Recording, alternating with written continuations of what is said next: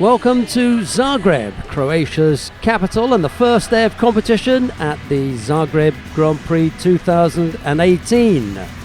Rich in both history and culture, Zagreb is currently basking not only in this summer's heatwave engulfing most of Europe, but also in the success of their football team, fresh from their exploits at the recent Football World Cup. But we're here for this stage of the IJF Judo World Tour, and we're going to begin with the first of the bronze medal matches in the under 48 kilo category that features Odgonsetse Galbadrak of Kazakhstan. She's up against Francesca Milani of Italy. It'll be Galbadrak in the white judogi and Milani in blue. And with commentary on this and all this afternoon's medal matches, it's a very warm welcome to former world champion Loretta Cusack-Doyle. Good afternoon, Loretta. Good afternoon, Sheldon. As you can see just on the statistics there, the world ranking 7 to 48, and Galbadrak obviously has got to be tipped as the favourite of taking the bronze medal home to Mongolia today. The referee in the middle for this one is Ioana Babiuk of Romania. I say Galbadrak in Kazakhstan, not Mongolia. I do apologise for that. So the world bronze medalist last year, Galbadrak ranked 7th in the world, and she's up against Milani of Italy, who was bronze medalist in the Rome European Open this year. Both of these athletes have had a fantastic innings, both displaying some wonderful judo and some real guts and determination, and both battling away the last chance of taking a medal home today. I love your cricket analogy. Me having mentioned football in the beginning for Croatia, why not cricket? Yeah, a nice innings they've had. Well done, Loretta. Well, straight away there, Galbadrak with the Sutemi Waza attempt, the Tomonagi. She's been off today. Galbadrak hasn't been the usual, firebrand that just burns everyone in her path, and not least of all the meeting that she had with Biladid, and that was an absolute crunching defeat.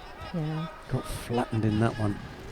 But in fairness to her, Biladid has had flattened everybody. Flattened everyone. She's had a great performance today. She's been outstanding, which is no big surprise. This young lady is shown such potential for the Olympic Games, and is just progressing so nicely, and such maturity in her judo that that result against Galbadrak wasn't a surprise at all. Nice little Ashley Waza attempt there from Galbadrak, who, by the way, is probably going to take the medal home to Mongolia, because that may be her next stop, despite the fact that she competes for Kazakhstan. I think everybody knows that she was previously competing for Mongolia, and probably spent a great deal of time there. She's picked up a bit of a bump to the lip in that last exchange, so they'll just take her off the mat for a moment, tidy that up. We've got some medical staff who are at the mat edge. They're going to tidy that up, and as soon as that's finished. But to be honest, I really think for Milani this is a great opportunity for her to compose herself and to think tactically what she's about to do next, because she hasn't started off really well in this bronze medal contest, and has been on the receiving end and has been dominated in the first minute or so in this contest. So this will be her time to rethink tactically what she's going to be doing next. Yeah, it's always a tricky one, isn't it? Who benefits most from that short break? The one who has to go off, and the one who has to stand there waiting for them to come back. These two fighters have got something in common. They both defeated Biladid. They have both defeated Biladid previously. Well, there was an attempt there. The Uchimata lost the foot in there, and she did try to come round the back, but as you can see, the counter there from Galbadrak was what gave her the Wazari score. That will give her a bit of confidence and settle her now, because as I said earlier, I don't think she's looked at her best today, despite the fact that she's in the bronze medal contest. It's difficult to say if someone hasn't looked their best and they're in a medal match in a Grand Prix, but you know, we've seen her destroying people in the past. Well, we've seen when we look down, right at like we said, when we look down at the list of athletes participating, 31 judokas in this weight category, and you could have listed out, well, I did 8 athletes that were potentially were going to be on that podium, and so it's been a very hard fight all the way through to get to even a bronze medal. It is a massive achievement based on the entries here today. She was one of the top 8 seeds, Gal Badrak, not the top 4, but in the top 8. Milani trying the strong arm tactics with a big right arm over the top and manages to put Gal Badrak on her backside for a moment, but it doesn't come up with a score. She would have needed to have forced her to have both arms outstretched, trying to avoid it, but is there Sangaku attempt here? That looks everything good except the roll. Yeah, well, she's looking for the Sangaku Jimmy there. The legs are tied up quite nicely, but I think she's spending more time in trying to concentrate and getting the roll rather than executing the Sangaku Jimmy itself. Yeah, and just put the pressure on from there, put the squeeze on.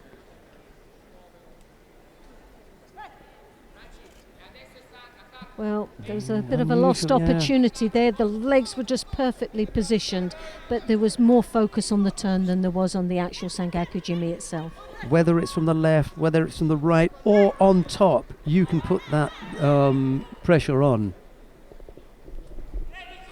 And unfortunately, wasn't able to force her way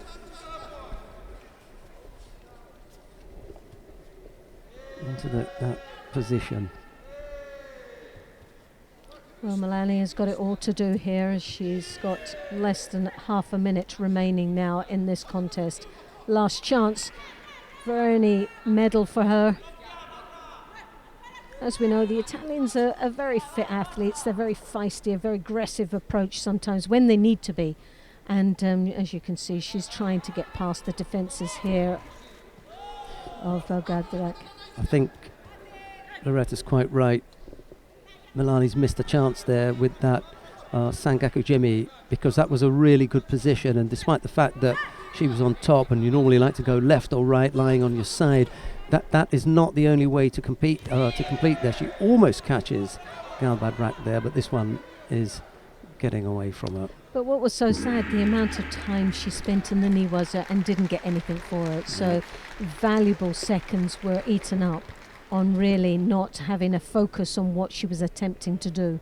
And I'm not claiming to be, a great technician in Niwaza, but I learned from one of the best, and I learned from Kerith Brown, who executed that technique to perfection, an Olympic bronze medalist who managed to reach around and pull his own leg up to apply that from that top position when you couldn't turn to the left or right. So I know it can be done. I felt that many times in practice. I was going to say, haven't you been on the receiving end of that Sangaku Jimmy? And that's the way you learn. I have to say that he never really overdid it with me because we were quite a few weights apart. But it was something that I'd seen worked from that very same position. And Loretta said, quite rightly, just that amount of time that was wasted in trying to go left or right when it could have been applied from the very position that she was in, probably ate up all the time that Milani would have needed. Anyway, it was a single score of Wazari picked up by Gal Badrak with that technique. Yeah, Nagy, and just didn't get as much a lift, but it was that arm round the back, that left arm, that just cupped it and had that drive. Very flexible indeed, as she followed it through nicely to get the score.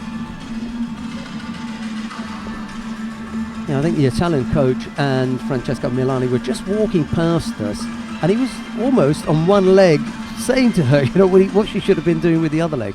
Anyway, we come to the second of the bronze medal matches now. Melanie Clement of France faces Tanaki Funa of Japan. It'll be Clement in the white judogi, Tanaki in blue. The referee in the middle for this one is former Uzbek international Ramzadin Saidov of Uzbekistan. There he is, the big fella. Now that is definitely someone that I would not have practiced with. And there you have Nakoda Davis there. Sadly went out in the first round. #1 seed, wasn't she? Yes.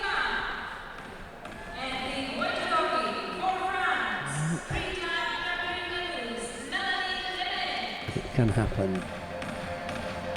Well, Clement in Düsseldorf this year took a bronze medal. Tanaki Funo was just having the end of the warm-up there. She disappeared under the advertising hoardings, which seemed to be a little bit too tall for the diminutive Japanese. All she did was bend her head over, but she disappeared under the hoardings. Well, Tanaki came into this competition as the #1 seed, the world silver world champion, current world champion, current world champion, and Masters champion as well. So we all expected to see her in the final of this competition. Lovely little roll there. Yeah. Scoring a Wazari and putting her firmly in the lead of this bronze medal contest. Yeah, I have highlights. She came over the Makikomi, nicely rotated that arm across the waist. Almost had it in the Osakomi as well. Yeah, and we were talking about 48, 52, 57 kilos for the Japanese as far as the prowess in Newaza is concerned, and Clement will have to be really careful down there. Well, she seems to be falling into the same trap with the Makikomi once more. She gives her that arm and thinks that she can ride the Makikomi. She did well there, but I wouldn't chance it too many times. All she needs is one more like that. And it does seem quite loose, so you're getting lured into a false sense of security. And the second time she came out okay, but I wouldn't chance it too many times, giving her that arm. Yeah, exactly. Well, she sets it up with the ashiwazas, her feet working quite nicely. She's got good control on her opponent's left sleeve. Now Tanaki taking both sleeves, frustrating the French girl quite a bit there. Underneath for the sodi whirl, an attempt of a sodi, but perseveres as her opponent goes down onto her knees. Nice and busy. Yeah. I was surprised because her niwaza so good that she didn't really follow through into the niwaza.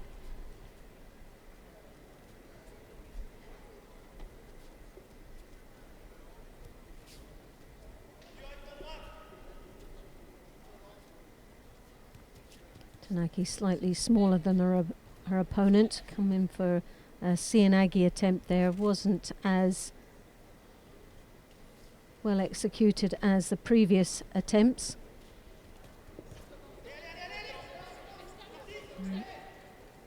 An attempt there of the Uchimata and the Kouchi combination. I think it was a bit of a desperate attack there, was under a little bit of pressure.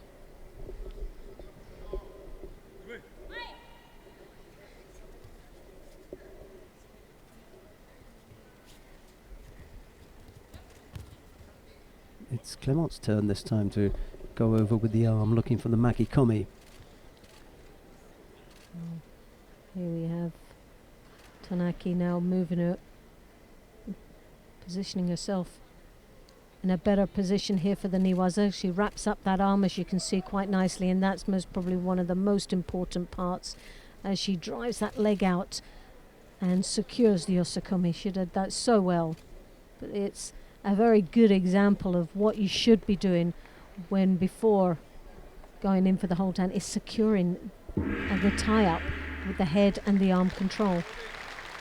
So there you have it, a Wazari Aseti upon, and a win goes to Tanaki, and a bronze medal back to Japan. It was a clinical finish. Yes, wasn't it? She took her time, yeah. Measured and yes. well worked out. Well, I don't think at any stage did she look under any pressure at all in that contest. Well, there won't be any celebration from Tanaki Funo there.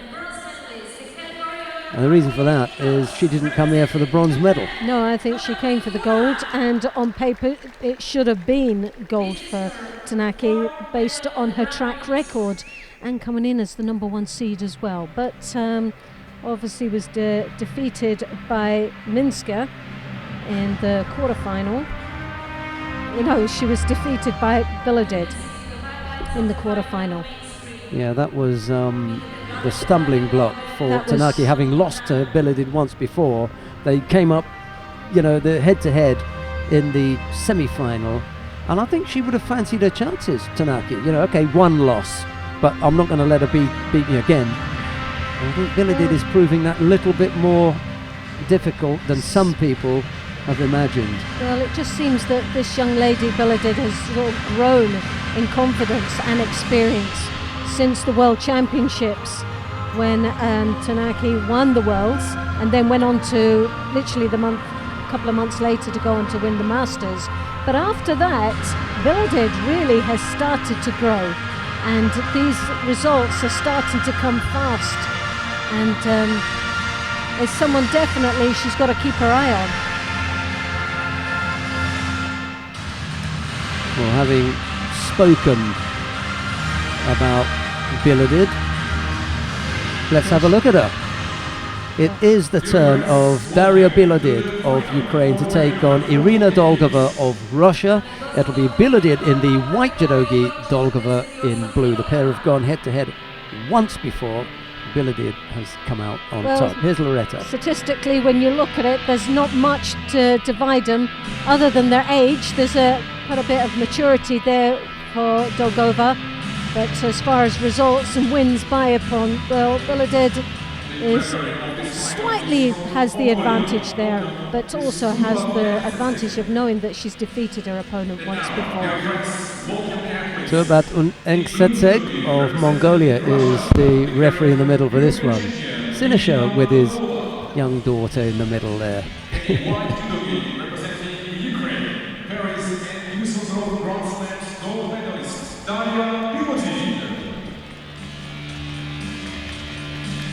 Well, I suppose every time that Biladid steps onto the mat now, the question will be asked, just how good is she? Can she beat this one, that one, that one? And then when she's beaten them all, can she beat them again and again and again? It's going to be non-stop for her. The pressure is, non-stop. The focus is completely on her.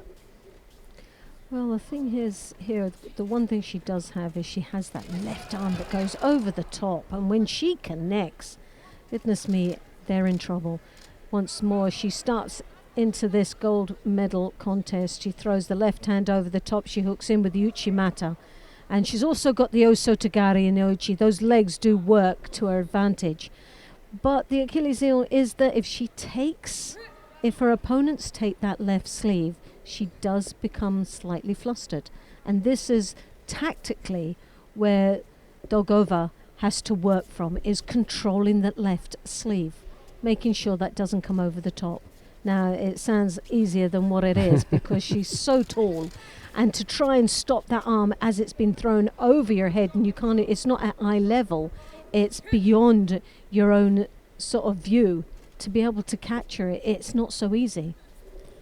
The world number 3, Irina Dolgova, versus the world number 5, Daria Biladid. Dolgova picked up a penalty.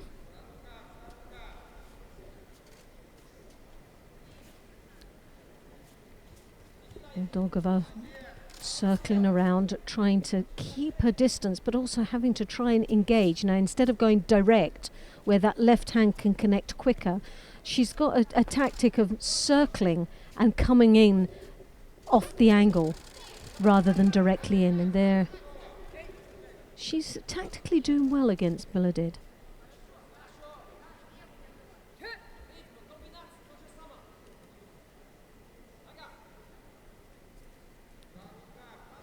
So she's circling. She's not going directly into her opponent. Biladid is waiting for her to advance forward, so she throws that arm at the same time. But what she's doing is she's coming out of sight of Biladid and trying to sneak into the side angle, so when that arm becomes less effective when she throws it.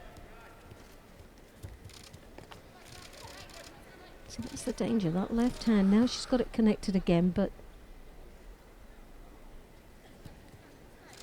Dolgova now into the Niwaza, finding herself on a bit of a receiving end of some punishment down there.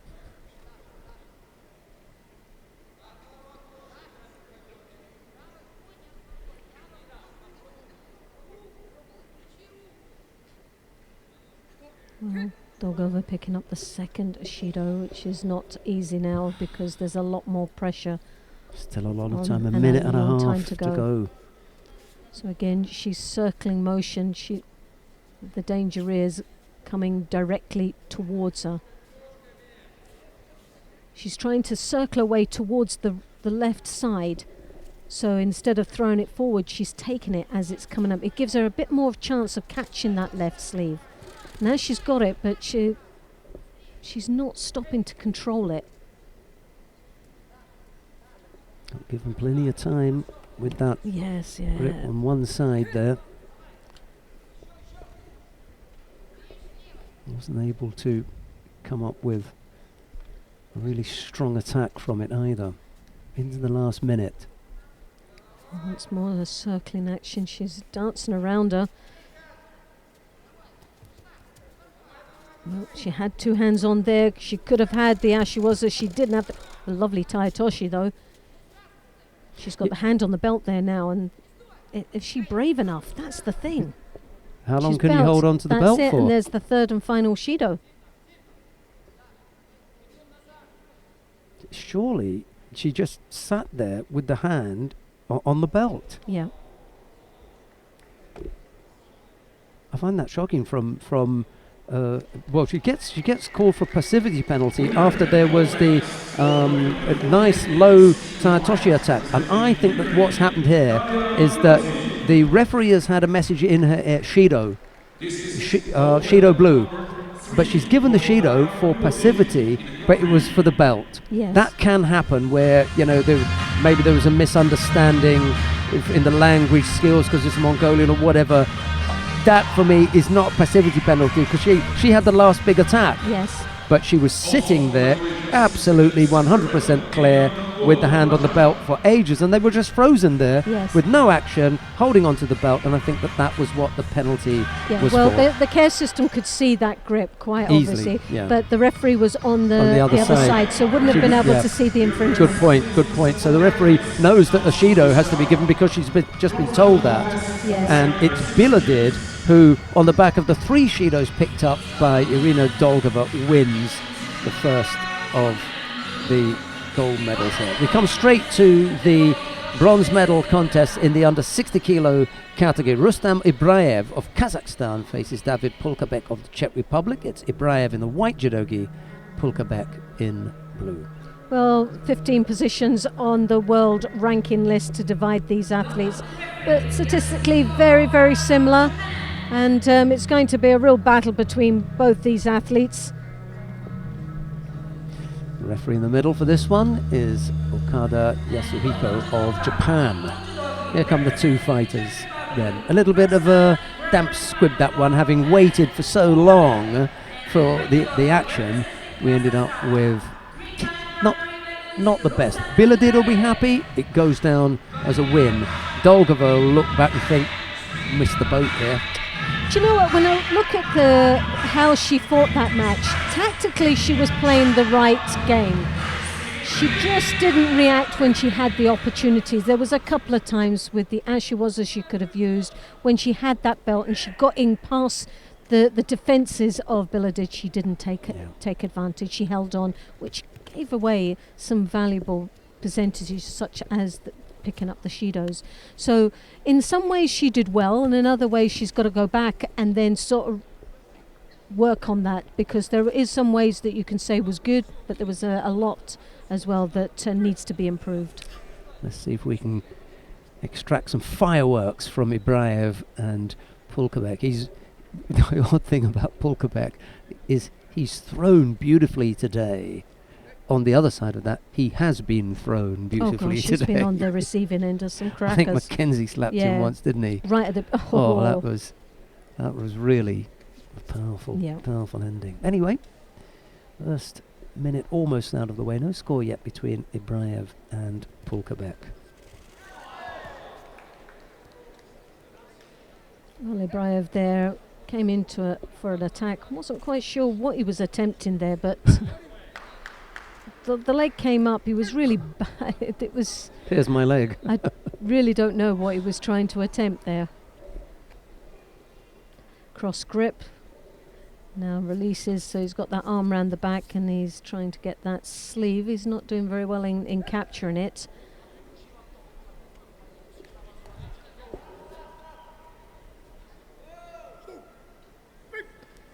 And the first Shido goes to Ibrev. Yeah, he was just a little bit loose with the area there. And stepped out, and Mr. Okada decided he's been guilty of wandering out of the area. Attempt of a Sutemi Waza. Pulkabek's on the board with Wazari as well. So 2.5 minutes remaining in this contest.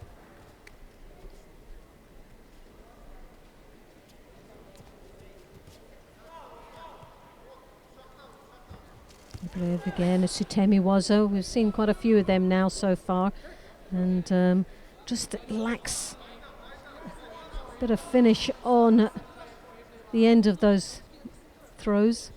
He just had the shape for a moment of looking as though he was going to go over, and then it collapsed. Yeah, there's been a couple of times they've attempted the Sutemi Waza, the Sumigeshi, but he's really just not got the arms and the legs working at the same time, and this is something that the timing's got to be perfect. And although he's breaking his opponent's balance, he's just not getting. It's a lot of energy to be spent, and you're sacrificing your own body, and you're not really getting that finish. And once more, again, another effort comes through, gets so far, and he leaves himself so wide open and loose at the end. A little under 2 minutes left to go. Pulkabek leads by Wazari. Ibraev has picked up a single Shido, so he's not out of it yet. There's plenty of time. Well, this will give Pulkabek the opportunity to have a little thought to himself on what he's going to try and do next tactically. He's a Wazari up. He obviously has to maintain that lead, and he cannot make any silly errors. But Ibrev is going to start coming at him now with just under 2 minutes to go. He's attempted again another Sutemi Waza. Well, really, we've seen that so many times now, and Pulkabek is prepared for that each time. He can read that attack quite nicely. Once more, again the Sutemi Waza. This time Pulkabek off the Sutemi Waza, follows through in the knee Waza. Tactically it's a good ploy to eat up some of the time on the clock, as we're coming up to the last minute of this contest.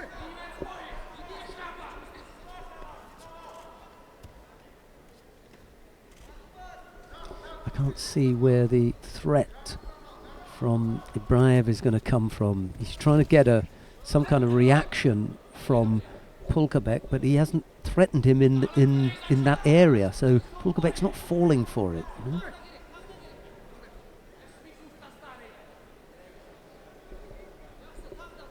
Ibrev really seems to be focused so much on the Sutemi Waza, and he's lacked any other opportunities or fails to react in any other way, and Pulkabek has been reading him so easy in this contest, and he was prepared for that, put the pressure on, leaned forward, got the reaction. Cianagi was there, all over and done with.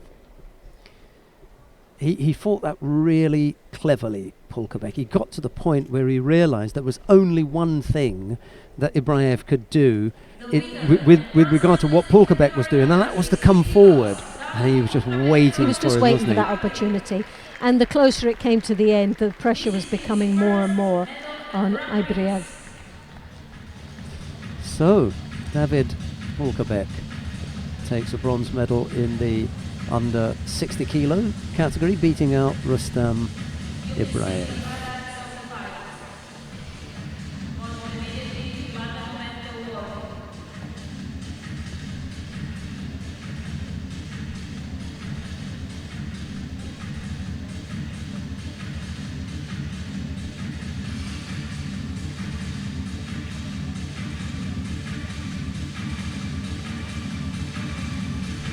Can't believe, as Loretta was saying, what he was thinking of when he just stretched that leg out there and just opened himself up. Yeah, Just for that.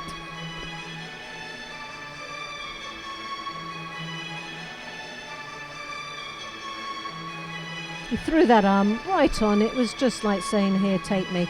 I'm all yours."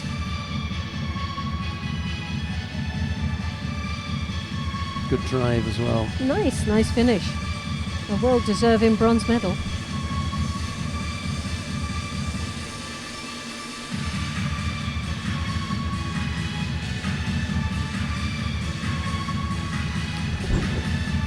Well, we've got a second bronze medal coming up.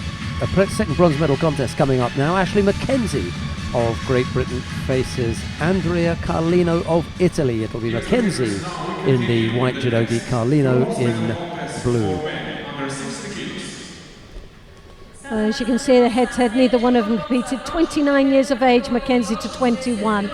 100 wins by and to 60, and wins by a point 64 to 39. World ranked 10 for Mackenzie and 146 for Carlino. So on paper, you would say Mackenzie, but the Italians are feisty. They've got some great track record of having some wonderful performances, and the Italian team have done well today, so it's not one person you can underestimate at all. But for me, Mackenzie over the past 12 months has become stronger, confident, mature in his attitude towards these level of competition, and he's just, for me, without being condescending in any way, he's grown up.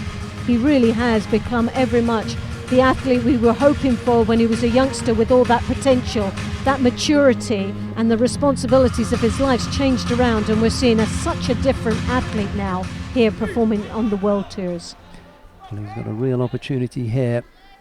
I'm not saying that Carlino is a walkover or an easy competitor, but when you're facing number 146 on the IGF World Ranking List and you're one of the top 10, you have to fancy your chances. Oh, definitely. But the pressure is on to be the one that everyone's tipping to take this bronze medal. And as we've seen already, even today, those number one seeds have gone out in the first round in some cases.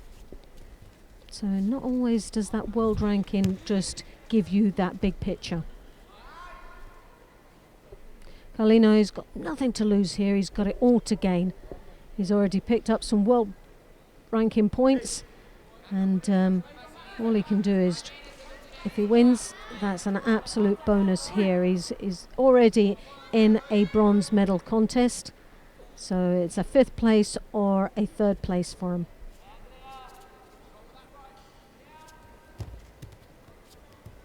But for Mackenzie, these points are vital for qualifications of the Olympic Games that Mackenzie has got his sights set on. Would it be a 3rd Games for him? Rio, London. Did he do London? He qualified at 60 for London then. Surely they had him in there. And then Rio and God, you think I would know, in Tokyo. You? But definitely 2. But I'm trying to think who had in London. Yeah, it could be Mackenzie. Tokyo would be a 3rd for him, yeah.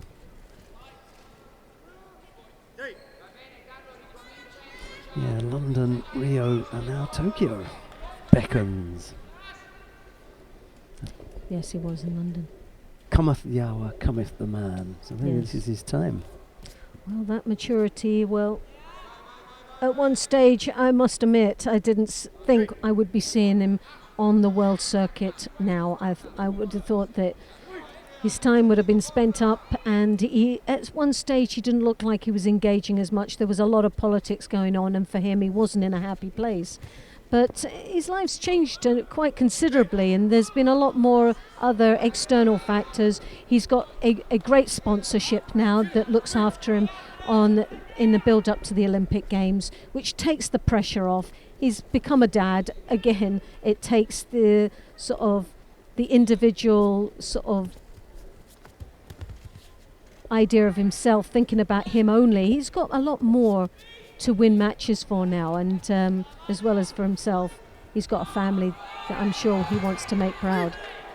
Scores there. Beautifully done, and scoring Wazari. So that's a great start with a minute and a half remaining. And there you have the Sianagi. He paused slightly there just to get himself in a better position. Got him again. And got him again, straight off there. Wazari Setiapon, and Mackenzie takes the bronze medal for Great Britain.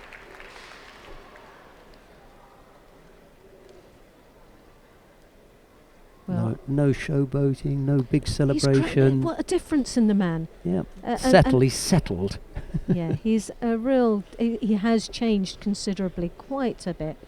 And absolutely delighted for Ashley Mackenzie, who picks up the bronze medal to add to that collection, and this will just give him more and more confidence. This is medal number 5 for Ashley Mackenzie. Who does he love then? Right.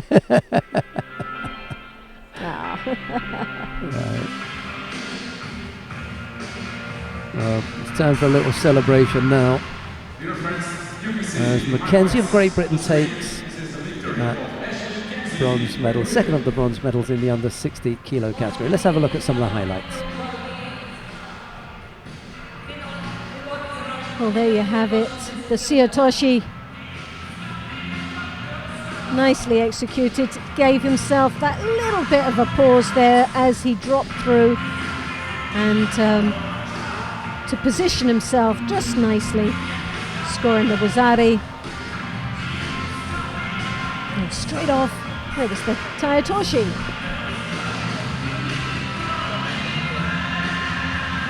Oh, very low indeed, controlled once more, dropped completely out of sight.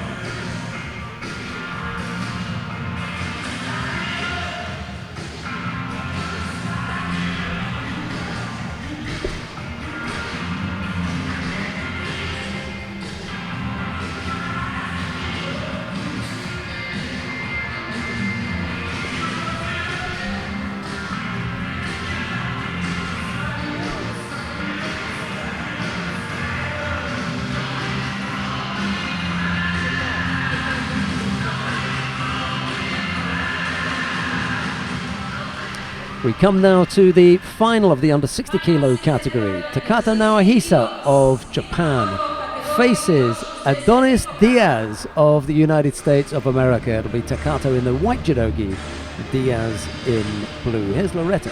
Well, Takata, you would say on the statistics, is the top favourite for taking the gold medal here today, but on performance here today, Diaz is the most impressive one out of this whole field of the under 60 kilos. Yeah, he's having a terrific day, to be honest. He has performed outstandingly. Gostini Balas of Hungary is the referee in the middle for this one, Loretta. Yeah. So this is going to be a very interesting match, and really it's a match that I've been looking forward to. Adonis, or Donny, as his buddies like to call him, Donny has the sum total of one single bronze medal in an IJF Grand Prix. Yeah, Antalya. But Pan American champion, senior championships, was a bronze medalist this year and last year. However, he's guaranteed to take a medal from here, so he's going to double his tally and step up the quality by at least, the very least that he can do is to take a silver. However, if he was able to win this, in the process he would be defeating the current world champion Takata Naohisa of Japan. Yeah, well, number one seed, you would have put him in, definitely. He's not let himself down, have been in the final, but Diaz, well, you wouldn't have put him as being in the final or one of the top seeds at all, but here he is, and he's given an absolute blinder of a performance throughout the day. Get that right hand on the lapel that is controlling the distance between him and his opponent. But the Ouchigari, beautifully executed. What a finish. And that's why he's world champion. Well, Adonis wanted to make something happen there. Diaz tried to put an arm over, make it a different look, change things up with Takato. Unfortunately, the Japanese was able to come up with that crunching Ouchigari. Well, Takato it is who takes the gold medal. Adonis Diaz with super performance ends up with the silver. We're going to have a few highlights of the final, and then we'll be back with the first of the medal presentations in the under 48 kilo category. Stay with us.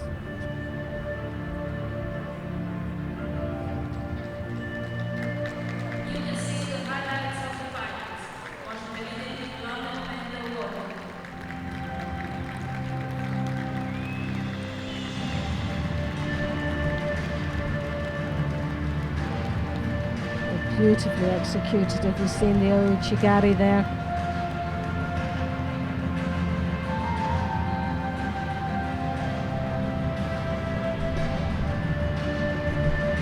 Well, Diaz made the first error he made. He threw that arm over the top, which exposed himself with the Ouchigari.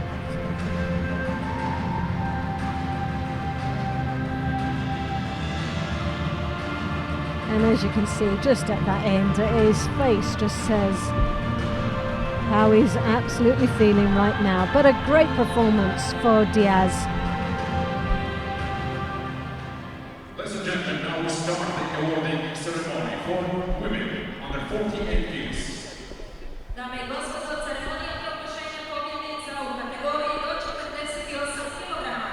Big medals. Right, we come now to the awarding ceremony for the women in the under 48 kilo category.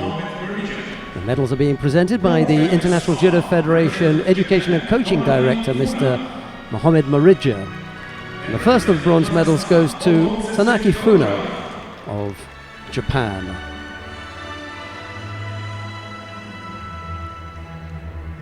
Second of the bronze medals goes to Otgonsetse Galbadrak of Kazakhstan. Silver medal goes to Irina Dolgova of Russia. The gold medal goes to Daria Bilodid of Ukraine. Flowers and the prize money will be presented by the president of the Croatian Judo Federation, Dr. Sanda Chara. It's a good podium, Loretta, when you've got the world champion up there, a fighter the quality of Galbadrak, Well, we've then said it. Dolgova. This was definitely a very impressive lineup of entries.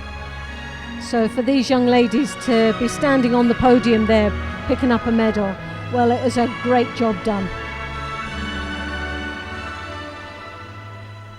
Ladies and gentlemen, please stand for the national anthem of Ukraine. And now the national anthem of Ukraine.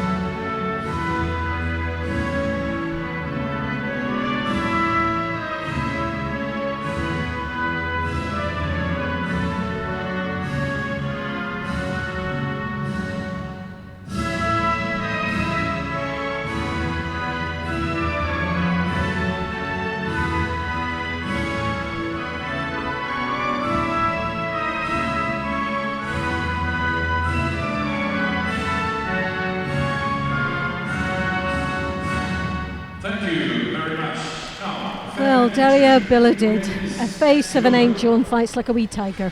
I know. There's no stopping her. You know? And some very nice pictures indeed there, as you see.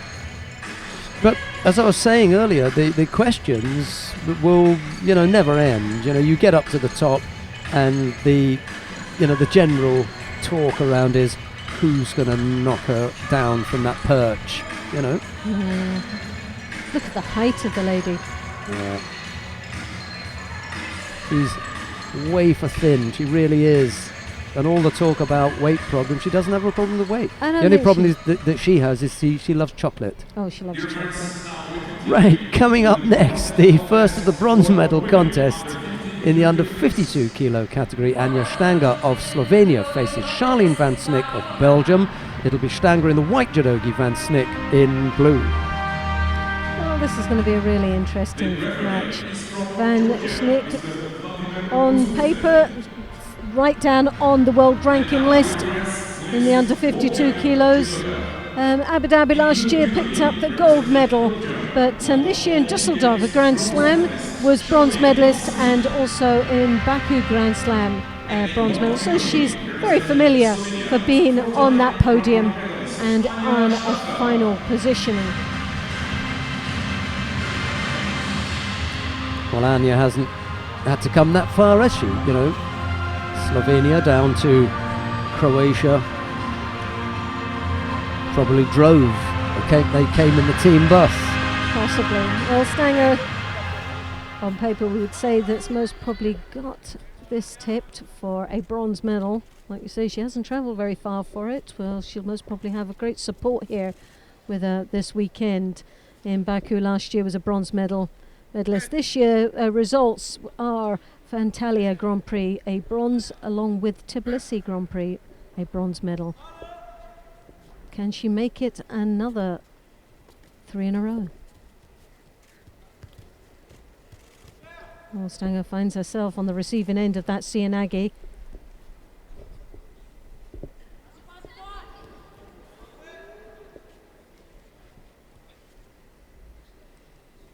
And Schnick trying to maneuver herself in the Niwaza. She's got the arm there. She was trying to execute the Jujikatami. Just lost a little bit of control there. Well, the Slovenian coach, speaking to her a little bit earlier on in the beginning of the day, and she was saying that it's important for results here. It's important to get out and have a feel of what's potentially the challenges that they face throughout this year, so that they can tactically prepare themselves and what events to pick for next year. So she's got it all sort of planned out and what she hopes to do with the Slovenian team, and they've had some really good results over the years, and the success they've had is breeding more success, but they've got a very young team that's coming through, and the reason for that is because professionally they only support the world athletes, the world ranked athletes, not the juniors. Well, Charlene van Snick showing her prowess and skill on the ground as she finishes off Anja Stanger. Well, she'll be delighted with that performance. So van Snick, for Belgium, takes the bronze medal. This is medal number 12 for Charlene van Snick in the Grand Prix. Congratulations. Brought a smile to Yes. Van Snick's face when she heard this is medal number 12. as if she didn't know. Yes. You can see the victory of Charlene van Snick, Belgium.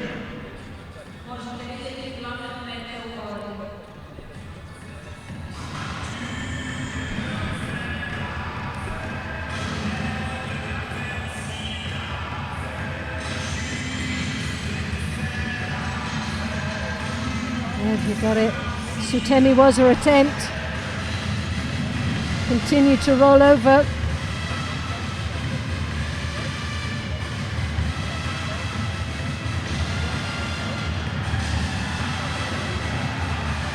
Well, there's some nice, clever bit of judo there from Belgium. Yeah, she's sharp on the ground, no doubt about that.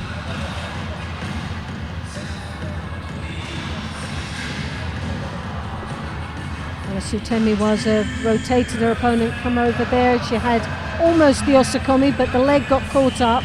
But that didn't deter her. She continued to look for further opportunities down there.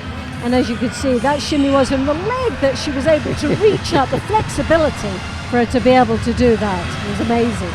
There was, you know, just a glimmer of a chance there for the execution of that technique in that way, and she managed to take it.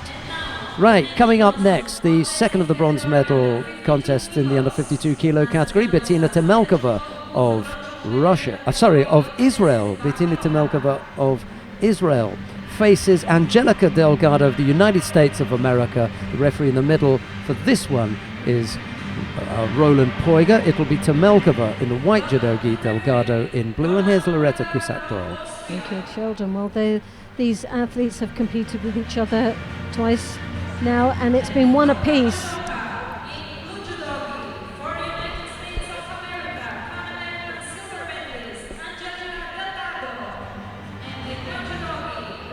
Temelkova, as you can see on our screen now, being given the last little bit of advice from her coach. Delgado, Angelica for America, as you can see, hyping herself up for this bronze medal match.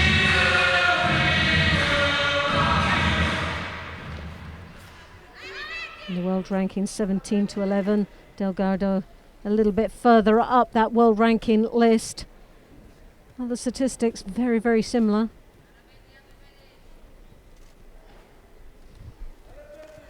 Delgado throwing that right hand over on the collar, hooking in for the Ouchigari.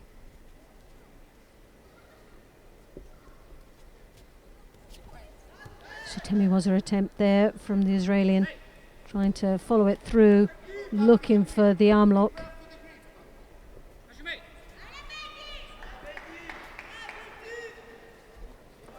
It's been a good team that Israel have sent here. All of the Israeli fighters have shown something. Well, they've all got to the quarter-final stages, 3 of them in a row, all defeated by the Japanese. Well, 2 of the Japanese and 1 Taguchi, I think it was. Well, it was Ari there. Good finish from Temelkova. She stuck with that. Looked for a moment as though Delgado was going to get off it, and then collapsed down. Just here, thought she was going to get off, and That's then it. that last bit of a drive from the Israeli finished her off. Was Ari on the board with a good amount of time left to go, 2:50 odd left to go. Well, for Delgado, thankfully, she's still got a long time to come back into this contest. Puts herself under a lot of pressure, though, and when you're under pressure, then mistakes are made. She's really finding it difficult to secure a more controlling grip. As you can see, Temelkova controlling that right-hand sleeve quite nicely, which is frustrating Delgado. There you have that throw, the Osotogari. Delgado tried to turn it around with a Makikomi, but just left herself more vulnerable.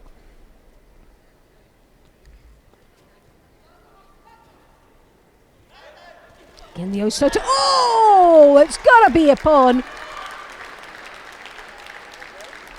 Well, she probably thought it worked the first time. I'm going to have another stab at it, unfortunately. Yes, this time she didn't really get the correct entry. She didn't break down her opponent's balance or have that drive off the back leg. She was too close in the entry, needed a lot more distance between her and Delgado, which for her was just a thank you very much for that.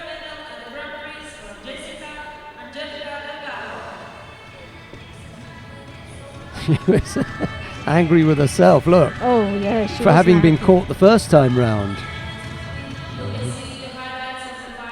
Be interesting to see, did she set that up though? I think it's an error, like you say. You know, she was out of position here, Temelkova. If you look at the left leg, she's got the right leg across, and the stretch is so big. You know, it's nice for her to just turn knowing that she was on the receiving end and had scored against her with the Wazari for the Oso Tagari, you look at the body language and look that her head was forward and so was that leg. She gifted her that leg knowing that she was going to be tempted for it, and she lured her onto that. That was a clever reaction there for Delgado. You see her head forward. She had the sleeve, she knew she had it, she gave her the leg.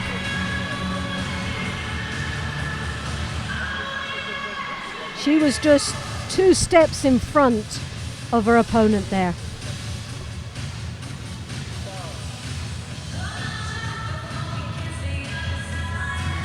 I was totally convinced that was a nice setup for that counter. It's heartbreak for Bettina Tamalkova, who was leading there. She put a good score on the board and things look good. Oh well, can't win them all. We come to the final of the under 52 kilo category. Amandine Bouchard of France. In the white judogi faces Shishimi Ai of Japan. It'll be Bouchard in the white judogi, Shishimi in blue. Well, this is 2 young ladies are seeded number 1 and 2 coming into this competition. Bouchard, obviously 3rd in the world ranking to her opponent Shishimi, 8th in the world ranking. Will it stay in those positions? Will it be Bouchard taking the gold medal and silver Shishimi? Well, both of them had strong performances leading up to this final.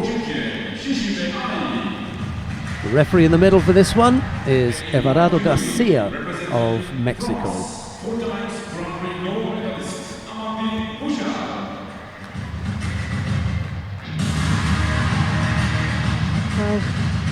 Bouchard defeating Primo of Israel in the second round. She had a bye to the first and then went on to defeat Stanger of Slovenia and Delgado. So she's had a tough ride to this, one of the stronger sides to this final.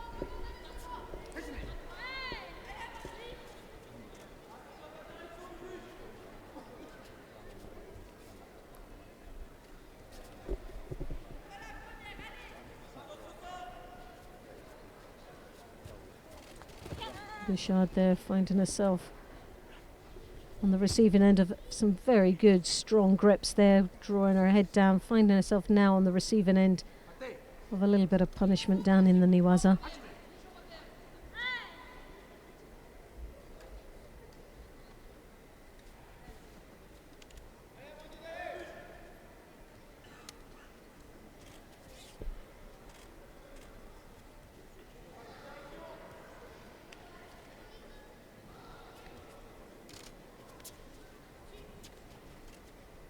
Bouchard taking a lapel grip there with the right hand, throws it this time over the back, doesn't connect too well there. Shishimi, very strong controlling grips to the front. Bouchard drops underneath, trying desperately to get under her opponent's centre of balance. But Shishimi anticipated that last move quite nicely. Reading this contest very well. The Japanese seems to have the upper hand at this moment. They've only fought once before. She comes up with a score there, just about sneaks that one out. Yeah, Uchimata, nicely executed. They fought once before at the Junior World Championships in the team event when Bouchard came out on top. Well, that was a lovely technique there. The Uchimata controlled that arm very nicely. How long has Shishimi been waiting for the revenge?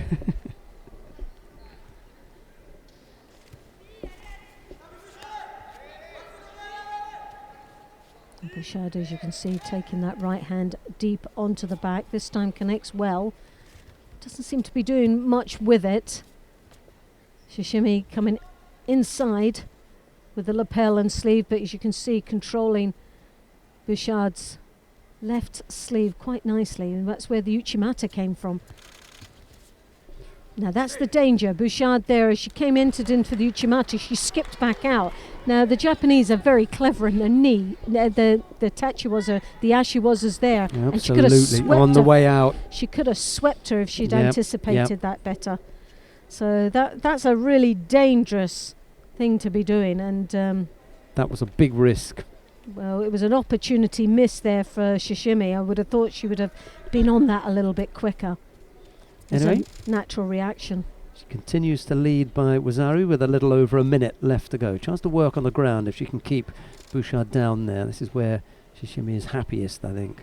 Well, you can see she's executing that quite nicely. She's wrapped around the waist, and Bouchard just timed it perfectly as she spun her over to spin back forward in the right direction to get out. So again, some good work for Bouchard, who timed that perfectly in that turnover.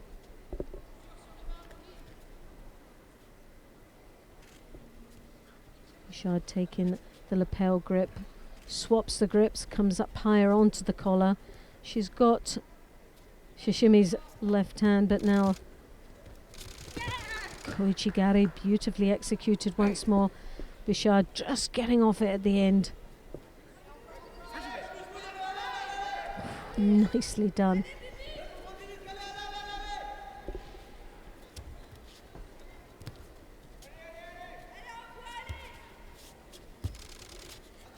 Again, Bouchard looking very vulnerable to the rear, leaving her feet wide open, and that's something she's got to be careful, because the Japanese are so clever in their ashiwazas, and there's been two opportunities there that Shishimi has taken full advantage of and almost been very close to scoring.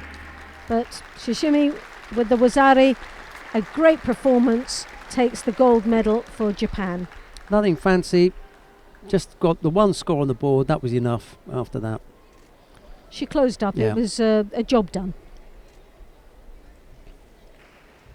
And more importantly, some very good qualification points for the Olympics.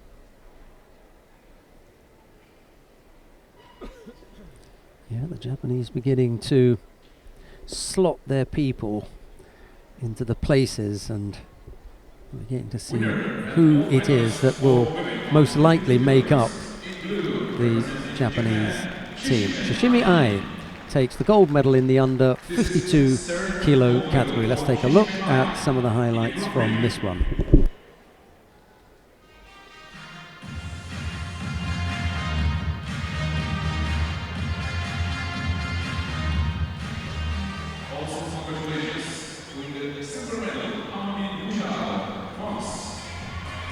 Dear friends, you can see the highlights, the sprint, and the victory of world champion Shishimi Ai, Japan. Možete vidjeti glavne momente u borbi.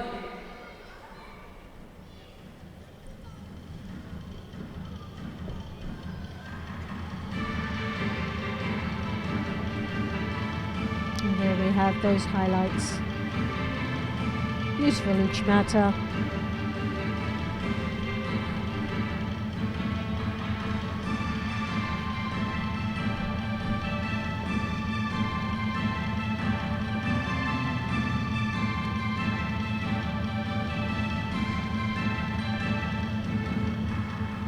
Now, dear friends, we start the awarding ceremony for men under 60 kilos.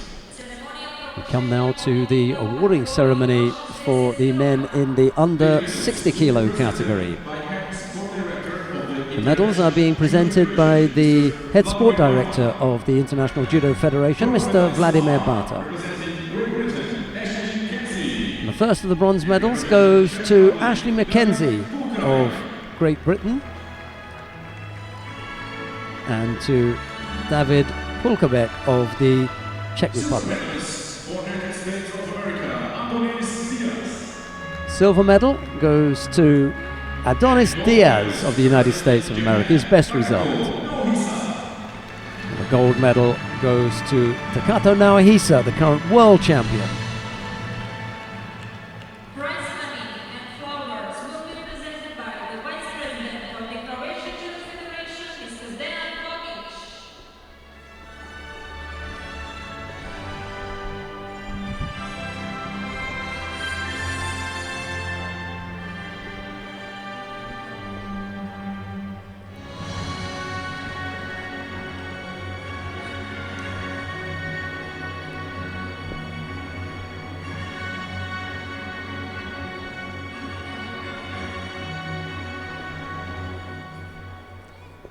Ladies and gentlemen, please stand for the national anthem of Japan. And now the national anthem of Japan.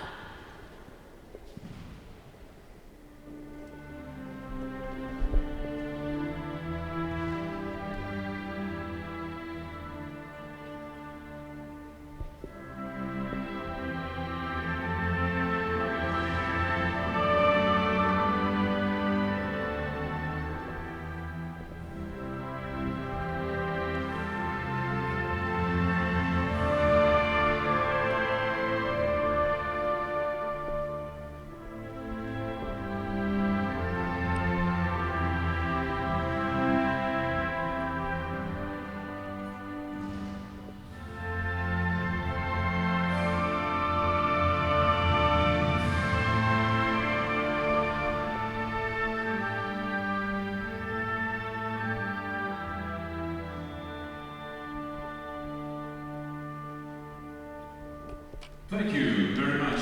Now, family picture with the ladies and judo.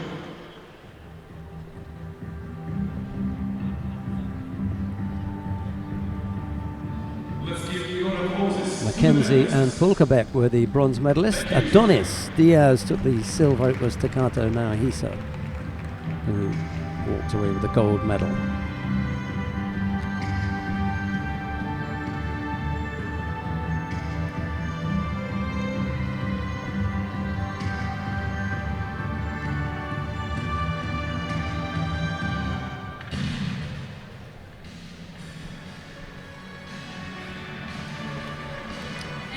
We come now to the first of the bronze medal contests in the under 66 kilo category. Abe Huhumi of Japan faces Adrian Gombots of Slovenia. It will be Abe in the white judogi, Gombots in blue. The referee in the middle for this one is Veli-Matti Karinkanta of Finland. Here's Loretta. Abe, 20 years of age, number 1 seed in the world. The top seeding going into this competition and top favourite to winning it. The tournament finds himself now in the battling away for a bronze medal.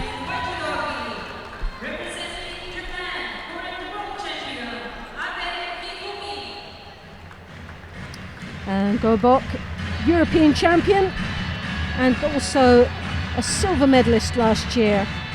Agadir Grand-Prix gold medalist, so again a very strong contender, strong athlete representing Europe. But Abe, world champion, is obviously tipped to be the top favourite of taking the bronze medal here today, but we thought it was going to be the gold, and will find himself now in this bronze medal contest. Was defeated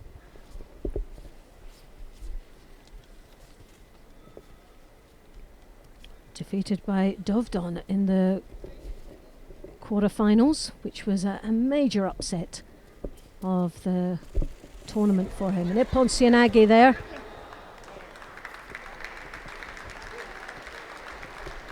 Thought he'd lost the control at the end.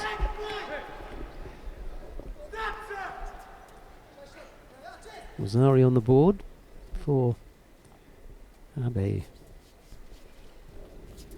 Loretta was momentarily off air while she received the bouquet of flowers from Ashley Mackenzie. Oh, I just love them.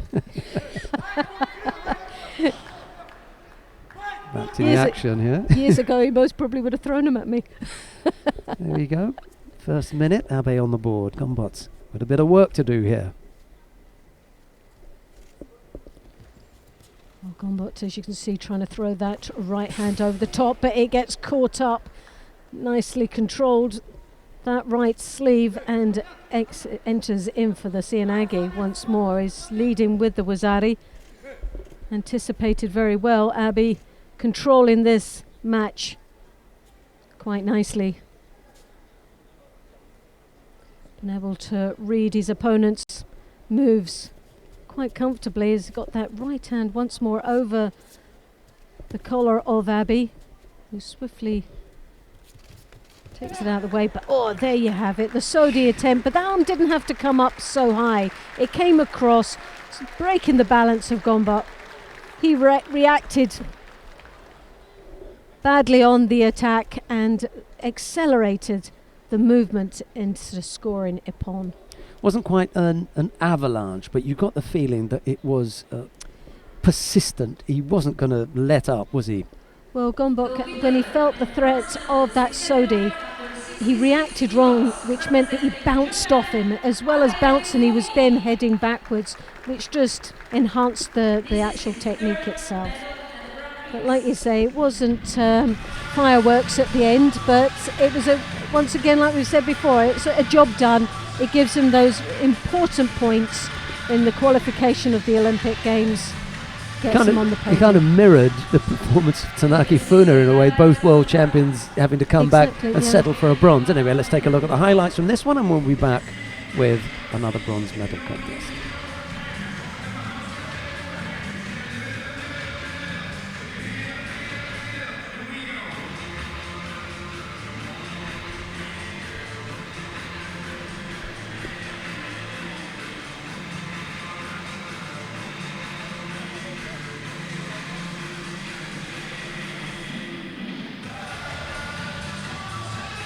Just controlled that very nicely. He could have just lost it completely. He took his time as he entered, and there you have it, bounced off that technique.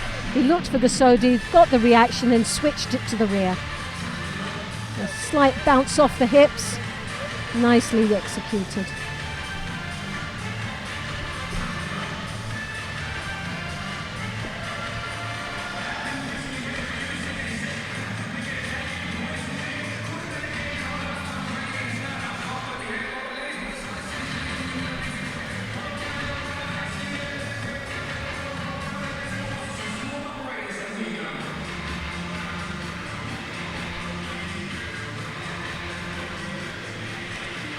We've got a second bronze medal contest coming up now. Baruch Shmailov of Israel faces Dovdon Altansuk of Mongolia. Shmailov in the white judogi, Dovdon in blue, and the referee in the middle for this one is Jean-Claude Shimbi from Gabon. Well, this is going to be an interesting one. Dovdon, knowing that he's defeated his opponent Shmailov twice now, but Shmailov further up the world ranking list in 4th position. So it'll be interesting to see how they compete against each other here today. Both have had exceptional performances on their journey to this position right now. 51 competitors represented here. Massive turnout. And so to get to the last 6th position is an outstanding achievement.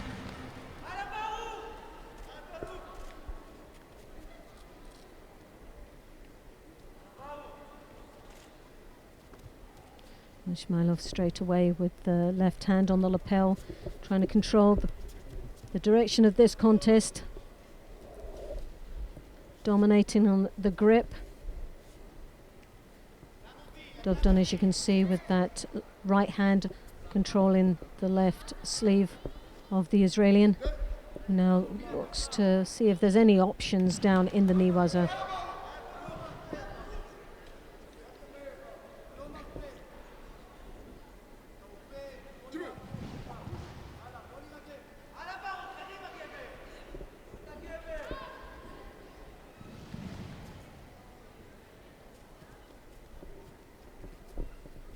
Dovdon coming around the back there, trying to get in very close. And we seem to have some of that, he says at the end. Yeah, I think that says it all, really, doesn't it? Well, the destroyer of Abe earlier on, Dovdon Altansuk, is himself destroyed by Baruch Shmailov this time. What goes around comes around.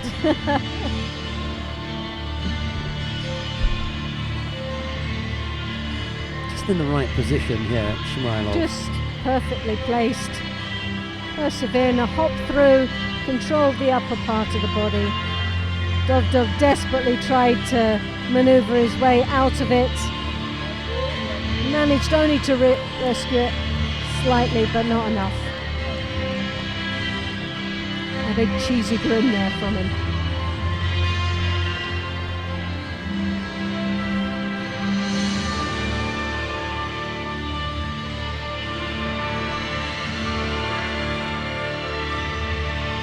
Well, we've got one more contest to bring you in the under 66 kilo category, and it is the final.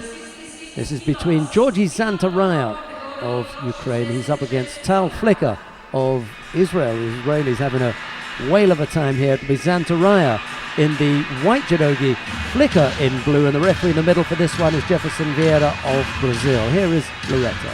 Well, as you could see there with the statistics, Zantaraya does know how to throw for Ippon.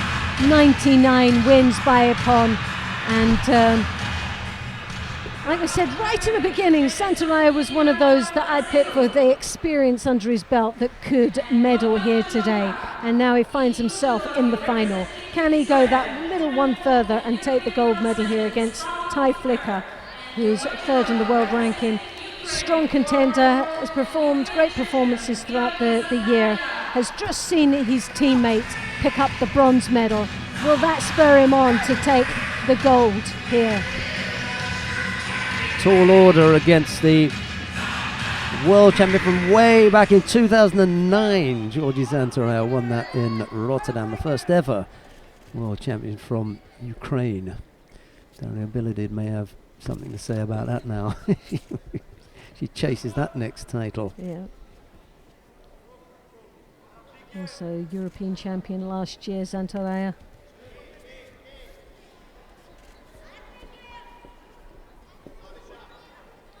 In Dusseldorf Grand Slam, silver medalist. And Flicker there, looking very much determined of taking this gold medal.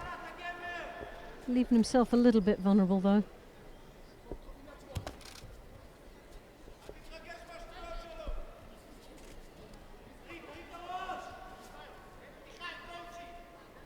Senior world bronze medalist Flicker in 2017. Obviously fancies his chances of taking the gold medal.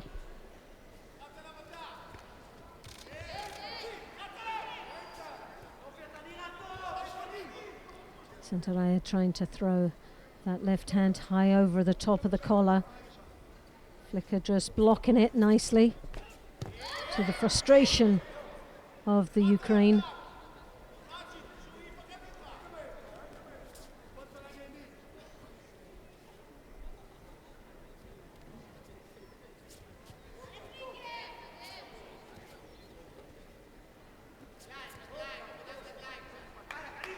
Now 2.5 minutes remaining. Flicker there comes in with a Sianagi, gets the lift that he was looking for, but sadly didn't get the finish. The rotation at the end just lost that control.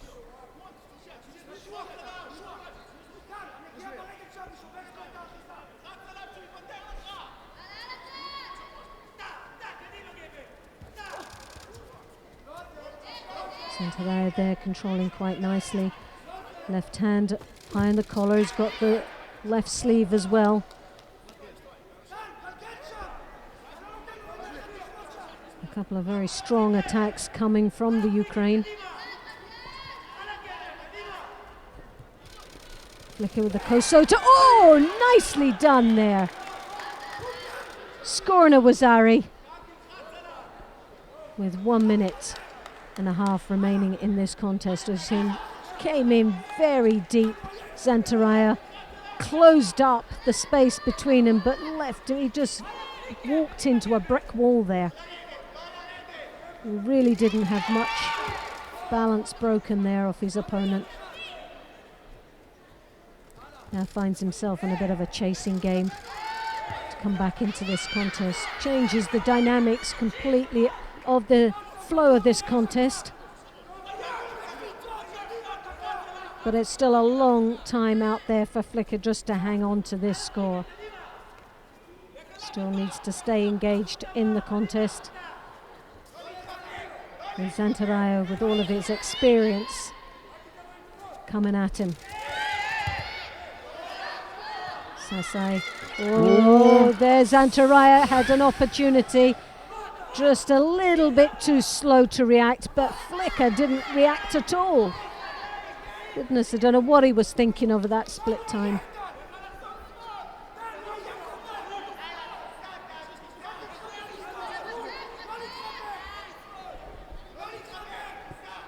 Zantaraya there, you can see with the left hand coming round the back, trying to get up close once more. Well, he did this before, and he came unstuck and found himself on the receiving end. Yeah, and he does here. And once more, again, was Ariasetti upon... Well, they've put it on both sides there.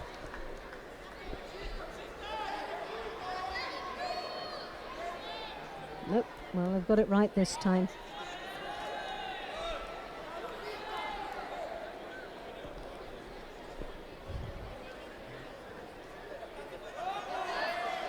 Flicker's got nothing to do with that score. And Zantaraya won't be able to claim it because his back touches first. Yes. So in the event that you land first in attempting, then you're not going to score. So there you go. Yeah. All tidied up now. It looked quite, but then this is where the replays are so important. They're vital now these days in this level of competition. Oh, force attack. Not going to count for much at this stage with only 15 seconds left to go. And he picks up a Shido now for that effort. Or lack of it. Oh, lack of it. Was just about, he took the words right out of my mouth. And he stepped off the area there. I mean, he was chasing him down, but he really didn't have an attack going. Yeah. Now, if he picks up another Shido... It's only 7 seconds anyway. Oh, Tayatoshi. Zantaraya walked onto that, but there Flicker, Conti, the president of Israeli Judo, up again. He's obviously a very happy bunny today. Well, you took the bronze medal and the gold medal now. So that is a great result for Israel. 2 for the price of 1 weight category. How does that go? The only headache is when you start selecting. Yes, there is that to consider. However, I assume that they're going to be happy campers until just a couple of months before Rio, and then they'll give themselves the headache. But right now, they'll just go with many as they can.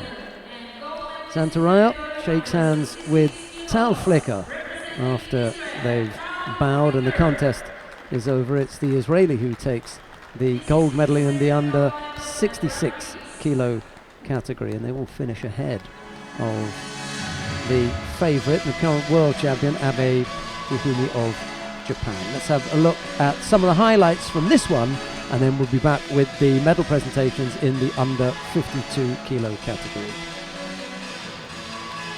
Well, all celebrations in the Israeli camp right now at this moment, and they have had a superb performance throughout, both men and women.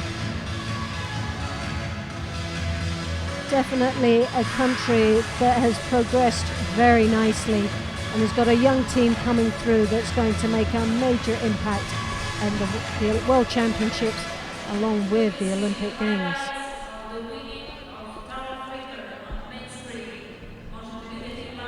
It will be coming up shortly with the 57s after the medal ceremonies, but which will be very exciting as a finale in the under 57s.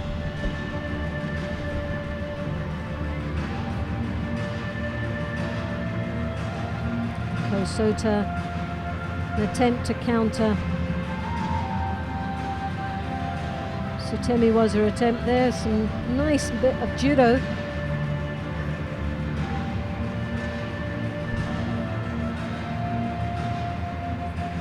Kosota once more there, beautifully done.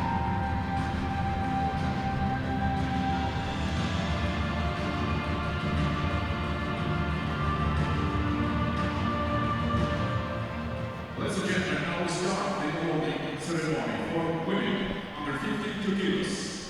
Ceremony We come now to the awarding ceremony for women in the under 52 kilo category. The medals are being presented by the head refereeing director of the International Judo Federation, Mr. Jan Snyders. The first of the bronze medals goes to Angelica Delgado, the United States of America. There's a bronze medal too for Charlene van Snick of Belgium. Silver medal goes to Amandine Bouchard of France. And the gold medal goes to Shishimi Ai of Japan.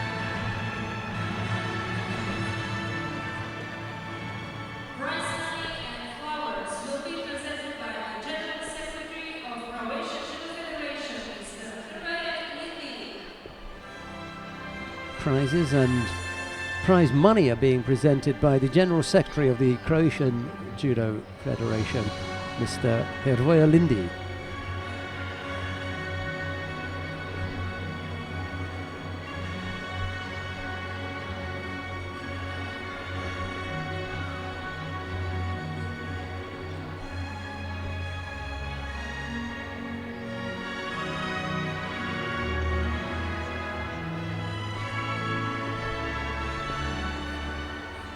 Ladies and gentlemen, please stand for the national anthem of Japan.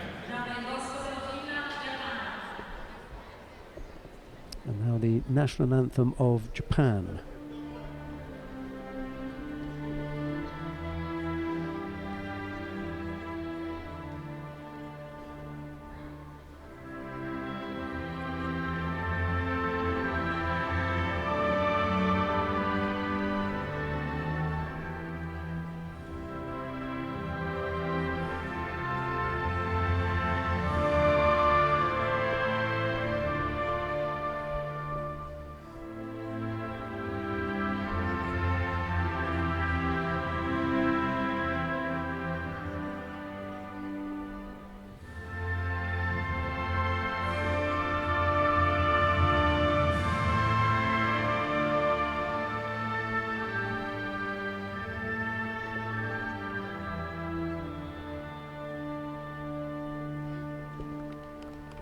Thank you very much.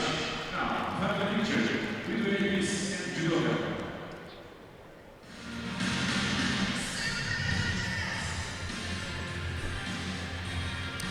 Delgado and Van Snick were the bronze medalists. Bouchard picked up the silver, but it was Shishimi who walked away with the gold medal. We've got the contest in the under 57 kilo category coming up next, and the first of those is a contest between Karakash Hedvig of Hungary. She faces Rafaela Silva of Brazil. It'll be Karakash in the white judogi, Silva in blue. The referee in the middle for this one is Mathieu Bataille of France, and here is Loretta Cusack-Doyle. Well, as you see in the statistics, 28 to 26 years of age, Silva's 2 years younger than her opponent.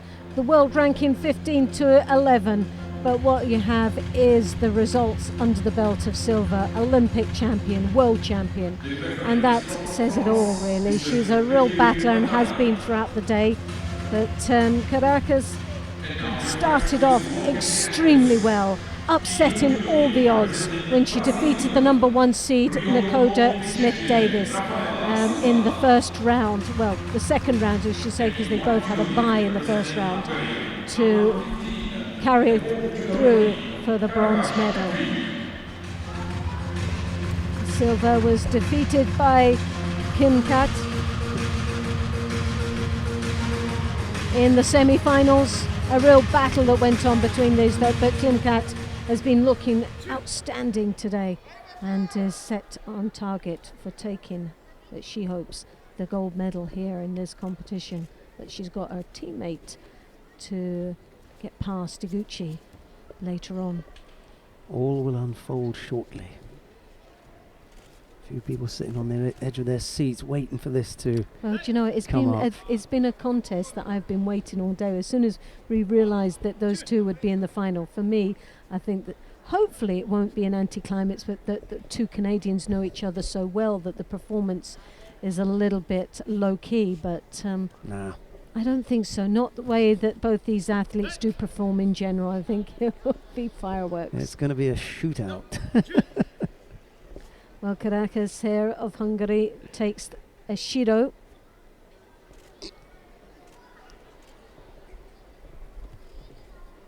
Three minutes, 15 seconds remaining in the contest. A long way to go, and it's already picking up the Shidos is not a good start. Silva just playing a bit of a waiting game here when it comes to engaging in the grips with her opponent.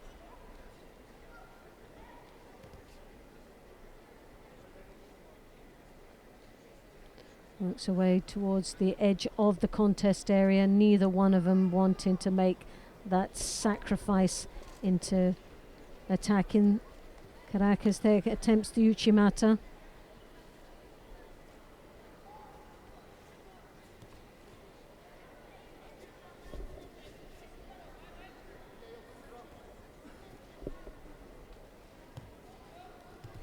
Well, Karakas looks a little bit sharper in her actions at this particular moment. Silva looking a little bit slow in her approach to this bronze medal contest. She's been penalty prone today, has Silva. She hasn't really been firing on all cylinders, as we would say, but lacks a little bit of energy out there. Sodi almost getting that score, but nevertheless a good attack from the Hungarian. A Shido apiece with halfway now into the contest.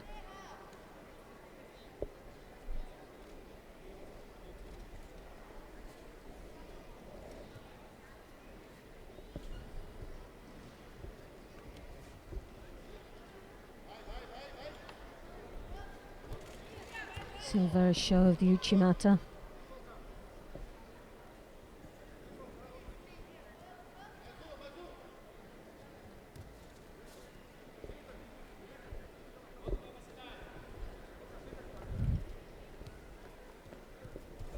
Kosoto, Uchimata, Sutemi was her attempt there, all from Karakas. Looking very busy out there, but really not committing herself too much into finishing those attacks.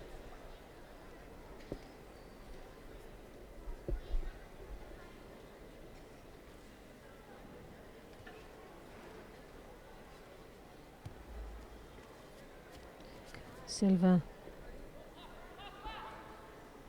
has built up, has had some tough matches throughout the day, spent a lot of energy out here. Does she have much left in this bronze medal contest? Well, again, both of them picking up a Shido apiece. That's 2 each now.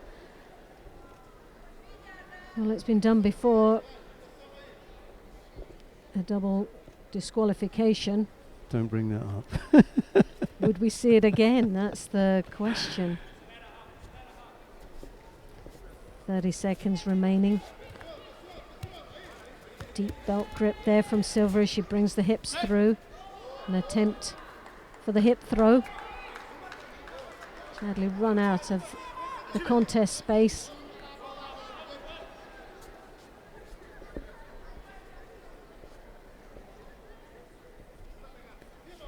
Once more throws the arm, but this time the response is for Karakas to come underneath first for a Cianagi. So just seconds before we go into golden score. 2 Shidos apiece. One more for either one of these athletes and it's a disqualification. A Shido, another Shido apiece would be a double disqualification.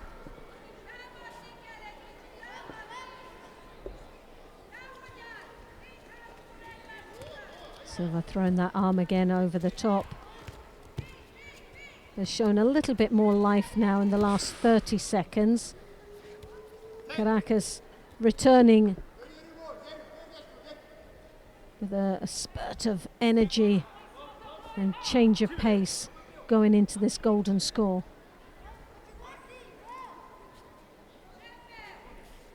Starting to look a little bit more livelier on her feet, trying to convince the referee she's got a lot more and is given a lot more in this golden score against Silva. As she tries to work her way down into the Niwaza looking for the arm lock.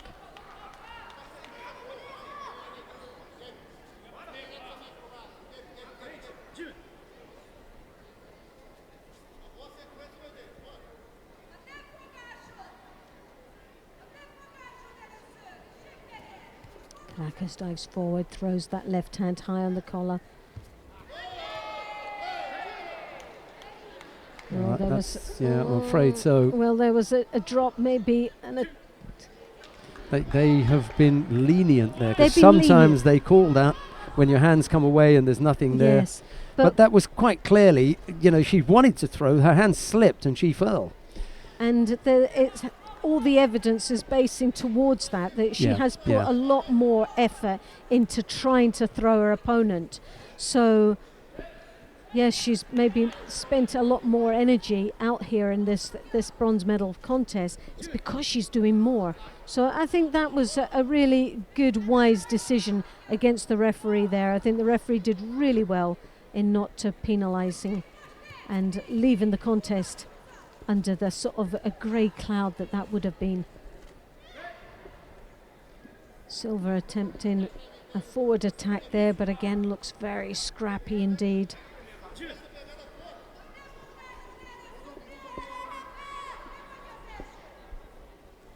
Well, Caracas, considering all the effort that she's put in and commitment that she's made towards this bronze medal, she well deserves to pick it up. Silva has looked very flat out there today.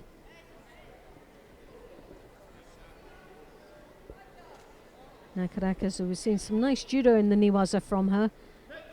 Again, she's trying to look for an opportunity down there.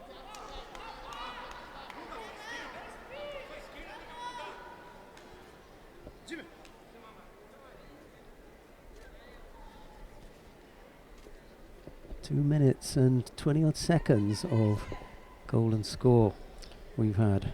So battling away for nearly almost 6.5 minutes. It's a lot, and most of the work has been done from Caracas. But here we have the Uchimata trying to switch it for the Makikomi.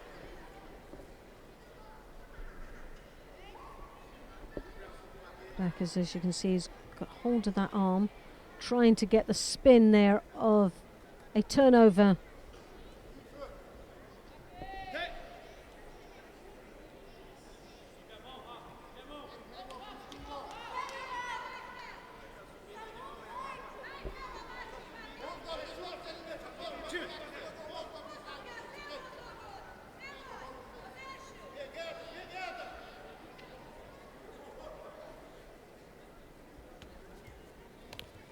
Oh, the Ashiwaza was there.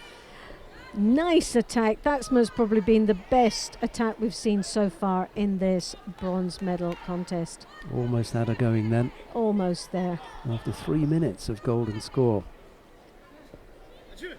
So it swings towards Caracas now, as she looks to have the advantage as far as the attacks are concerned. Caracas really has put a lot of effort into this contest.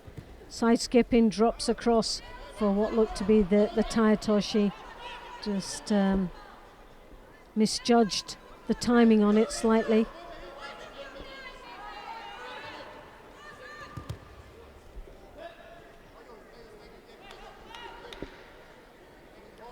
There's the Ashiwaza, nicely done. That was a really good attempt there.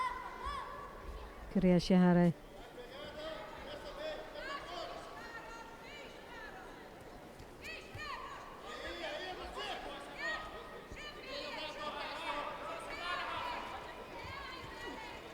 Uchimata just lacked a finish to it.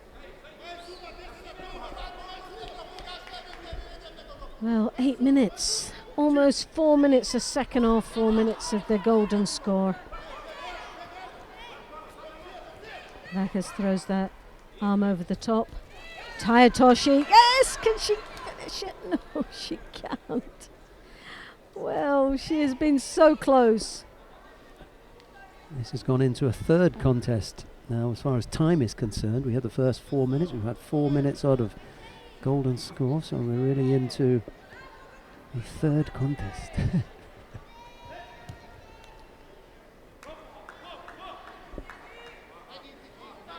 Well, really, it's coming now down to whoever's got the best condition out here.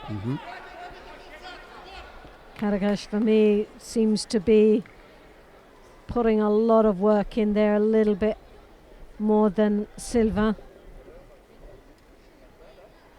Referee asked to tidy the geese up. Now, sometimes you always get a feeling that the Shido is going to be handed out, but I don't think on this occasion that's the case. I think it's been one. Well, it has, definitely. Yep. And Silva. Well, she looks a bit amazed by it, but Karakash, definitely the deserver of that bronze medal here today, for me personally. This is medal number 13 for Karakash in the Grand-Prix. Congratulations. Georgi Chanashvili, the stadium announcer, tells us that this is the 13th medal at an IJF Judo World Tour event that Karakash has won. Unlucky for some, not for Karakash. Let's have a look at the highlights from this, and then we'll be back with the second of the bronze medal matches.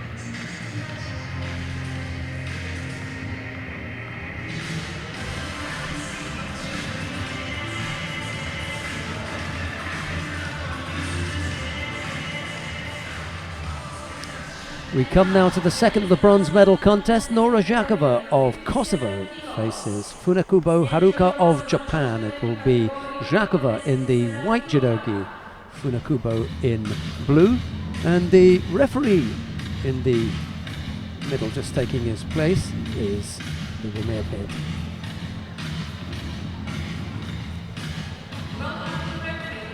Jakanov, world ranking number 4.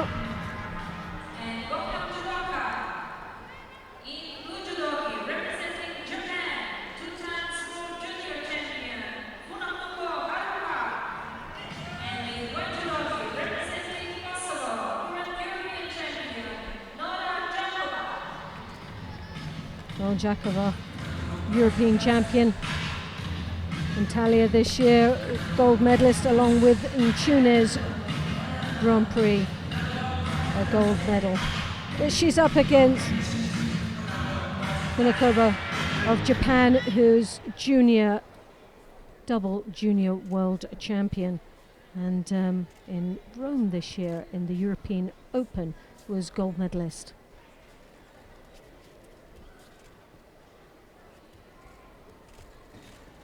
Well, down on paper, Zhakova has got to be tipped as the favourite for the bronze medal here in this under 57 kilo category.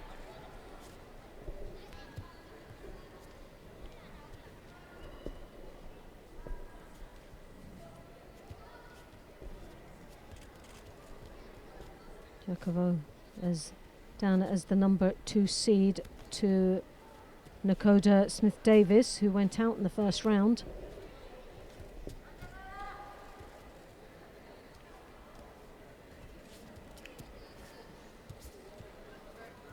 There's herself on the receiving end of some very clever kumikata, the gripping style of the Japanese As you can see, control in the sleeves, and Jakova really in a bit of a trying to get a settling process going on here. Doesn't seem to be too happy with the styles of grips from Vinokourova. Both fighters pick up penalties for passivity, neither fighter able to generate anything that resembled an attack, I'm afraid.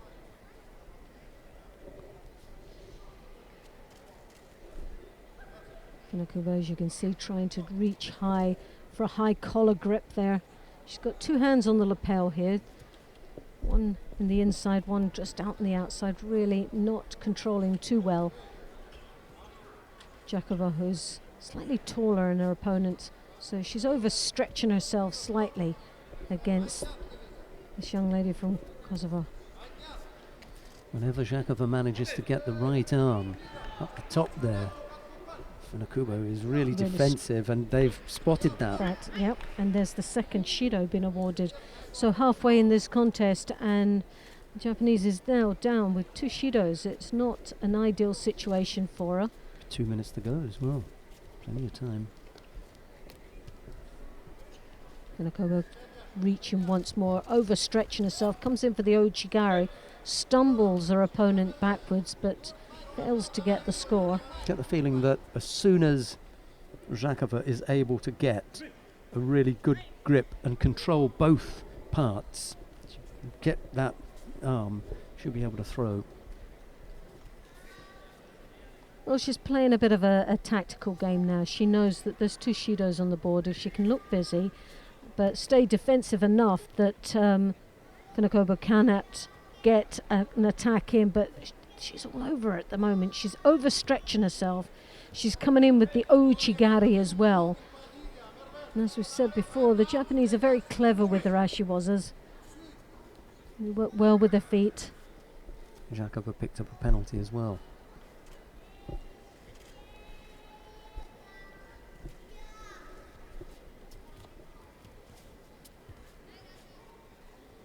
She hasn't been able to control that left arm of Vinokourova. That's the one that's been pressing into her rib cage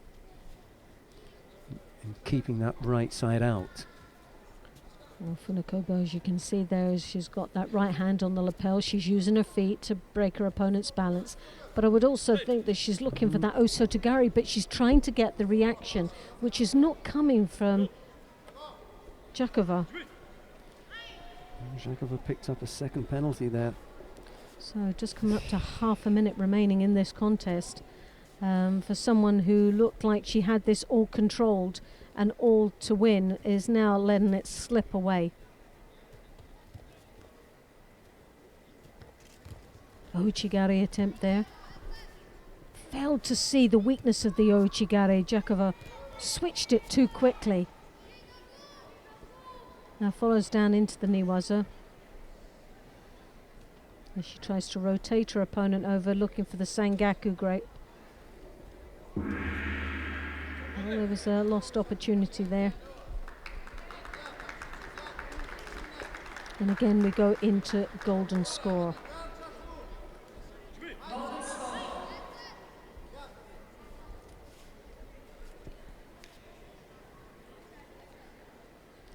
Jakova backpedaling a little bit too much there. She tries to throw that right hand over the top, controlled nicely by Vinokourova, who draws the hands down.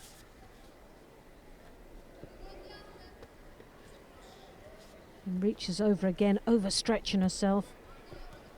She draws Jakonov's head down, making her look quite passive there. Now that's the sort of thing she doesn't want.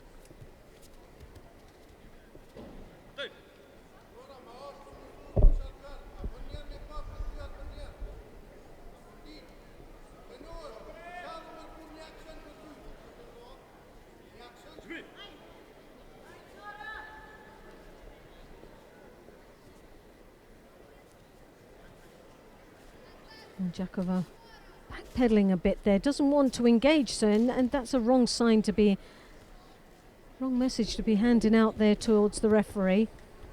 Funakobo looking for an opportunity in the... Oh, nicely dear. done. Well, that was a lovely bit of transition there. And the Osakomi is on.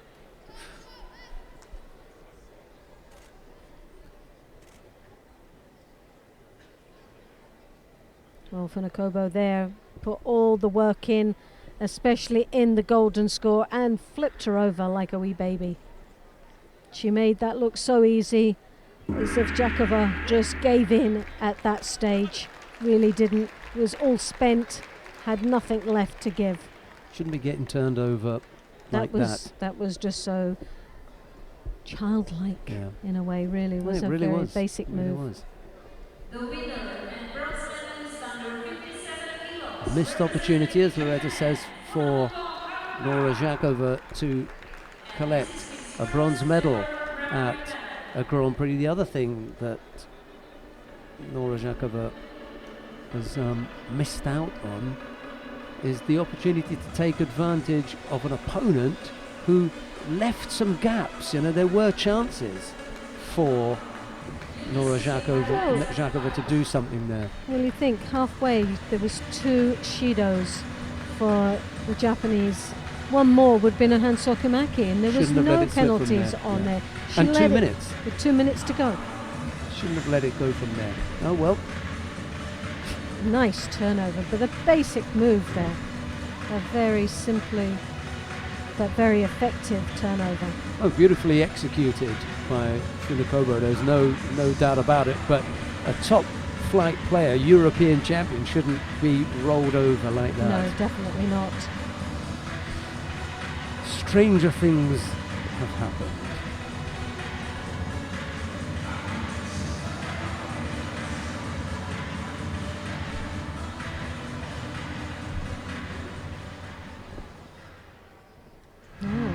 Contest that we've all been waiting for, an all-Canadian final. Yep. About to take to the mat. Krista Deguchi of Canada faces teammate Jessica Klimke. It'll be Deguchi in the white judogi, Klimke in blue, and the referee in the middle for this one will be Hyun Suk Hee of the Republic of Korea. Loretta, take it away. As you can see with Klimke, this is a repeat of the Hoihot final just over a month ago, isn't it? And right. As you can see, head to head, but Deguchi obviously has the upper hand here. The world ranking is 13 to 14, so there's only one position that divides these athletes. But the thoughts of Deguchi, knowing that she has defeated her opponent on a couple of occasions, has obviously got to give her the sort of confidence going into this final. But for me, Deguchi, the way she fights, she's got good niwaza, she's got great footwork, her ashiwazas. Klimke has battled away, she's shown a great judo performance. She's been very bouncy, and for me the danger is that habit that she has of being very light on her feet and very bouncy could be just falling into the trap of Deguchi. Well, I spoke with Esther Stam this morning about this being like a tennis match, with one time it being in the ball in your court and the next time the ball in the other. Each time one of these teammates won, the other one had to step up and come back with a win, and then it went on until such time as they ended up on the same court. Here we are. Yeah, well, they are now on the same court battling away, but again the ashiwaza, the kosota, using her feet nicely. Klimke not as bouncy as we've seen her in the previous matches today. Obviously needs to keep her feet quite solid on the tatami. Both picking up a shido apiece for a defensive gripping style. Circling motion from Klimke, bouncing once more, drop Sianagi. We've seen that several times today, which has been very effective.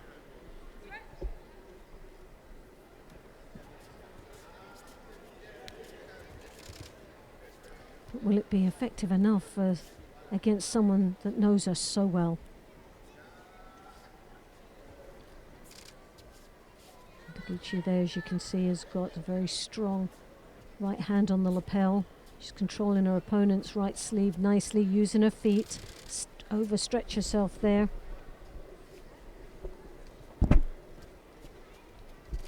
Drop. The Sianagi there for Klimke. We've seen that twice now, but doesn't seem to have much effect on Deguchi.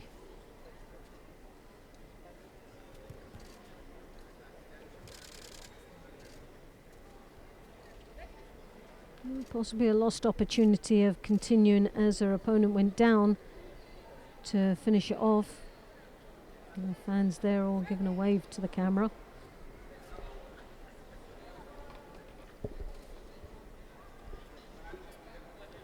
Okay, circling emotion.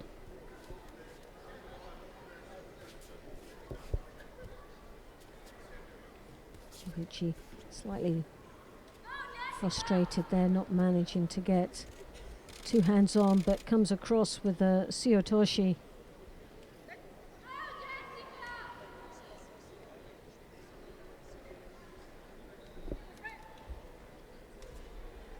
Not quite as busy as I thought Klimke would be. Not as many attacks as we've seen her put in her previous contest. She's just being that little bit more watchful against an opponent who, for various reasons, she feels that she needs to be careful against. Yeah, there's not as much bounce coming from her, and she's very predictable because that Sianagi we've seen throughout the day. And Deguchi obviously knows that style, and the danger is that bounce for me. And she's controlled it quite a few times here, but she tends to control it on her entry. She stops still the Ouchigari. Nice attack. Well, that was pretty close to a score. Very, very close, but Ouchi. Well, no, she landed forward on it. That's as close as anyone has come to scoring. Sianagi once more. Deguchi. It's got the two sleeves, but Klimke, as you can see, also has a sleeve grip.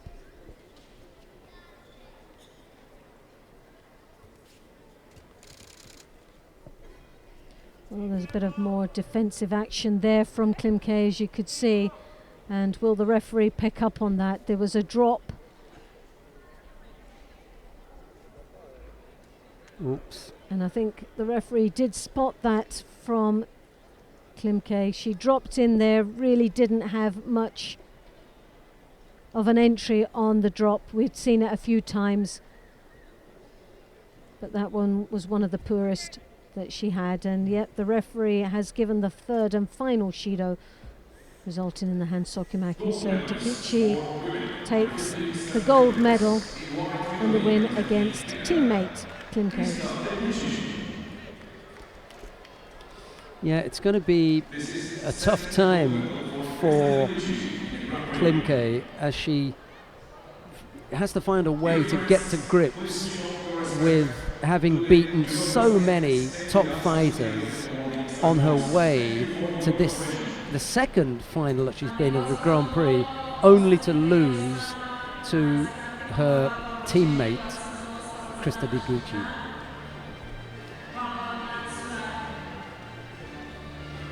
There is Deguchi, who for the third time now has gotten past Jessica Klimke. Okay, we'll have a look at some of the highlights, and then we'll have the presentation, the awarding ceremony for the men in the under 66 kilo category.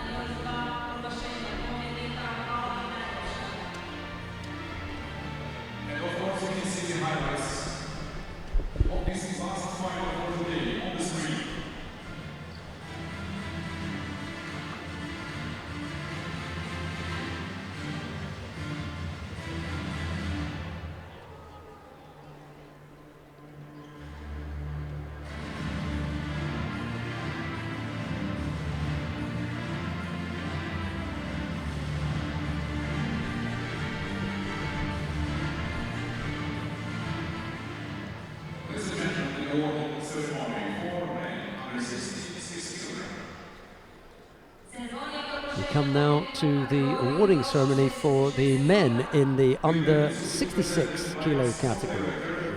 The medals are being presented by the sport director from the International Judo Federation, Mr. Florian Daniel Lascaux.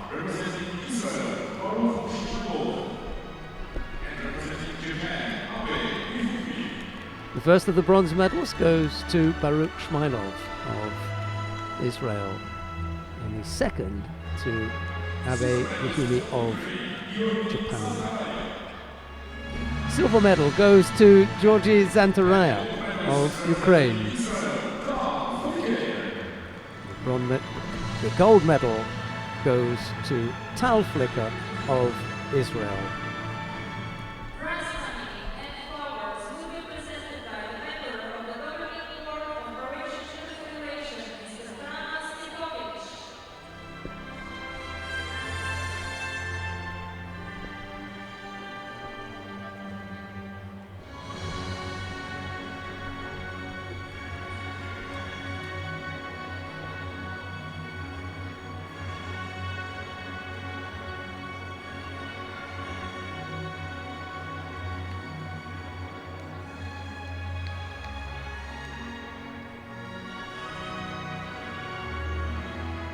Not quite sure which of the checks to give, but Georgie was asking for the gold medal check. That's so good. Even though he came up as the silver medalist, he can still smile and still laugh and try and still sneak the gold medal winner's check. There you go. And now the national anthem of Israel.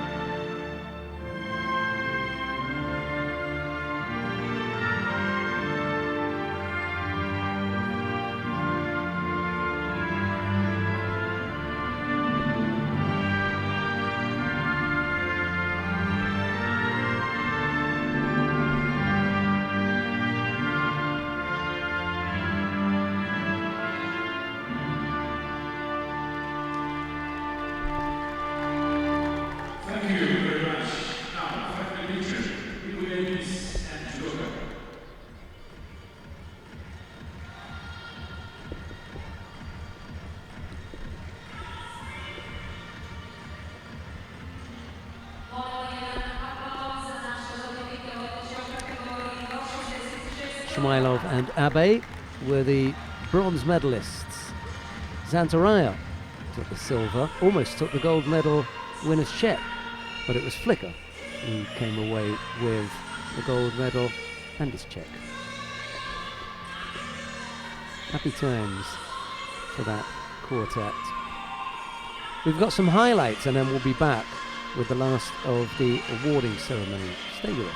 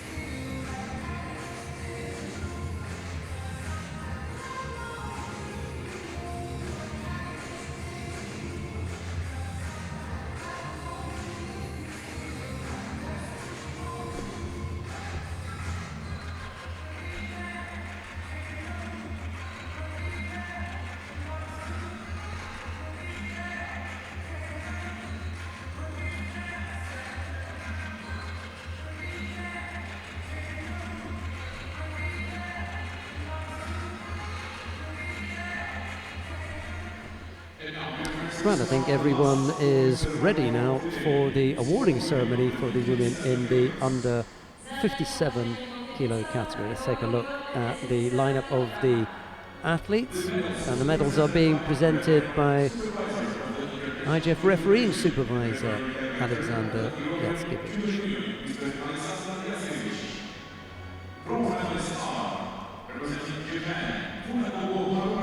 The first of the bronze medals goes to Funakubo Haruka of Japan.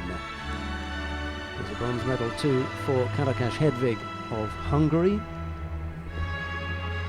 The silver medal goes to Jessica Klimke of Canada.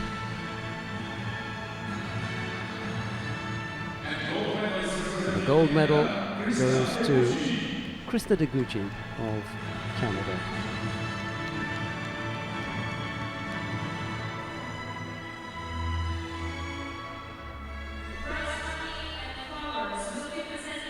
We'll be back again tomorrow with the second day of competition from the Zagreb Grand Prix. We've got 4 more weight categories to bring you then. The under 63 and the under 70 kilo category for women, and the under 73 and the under 81 kilo category for men. It's been a pleasure to be alongside both Esther Stam earlier on and today in the final block, Loretta Cusack-Doyle. Thank you very much, Sheldon. We look forward to your company tomorrow when we bring you more action from Zagreb. But from Loretta Cusack and myself, it's bye-bye from now, and it's the national anthem of Canada. Bye-bye.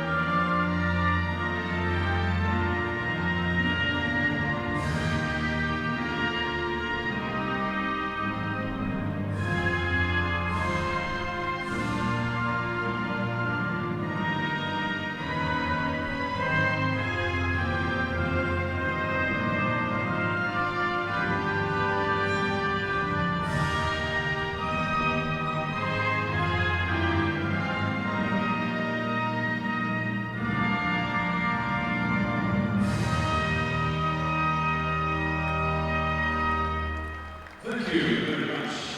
The last family picture for today. We will peace Judo Grand-Prix.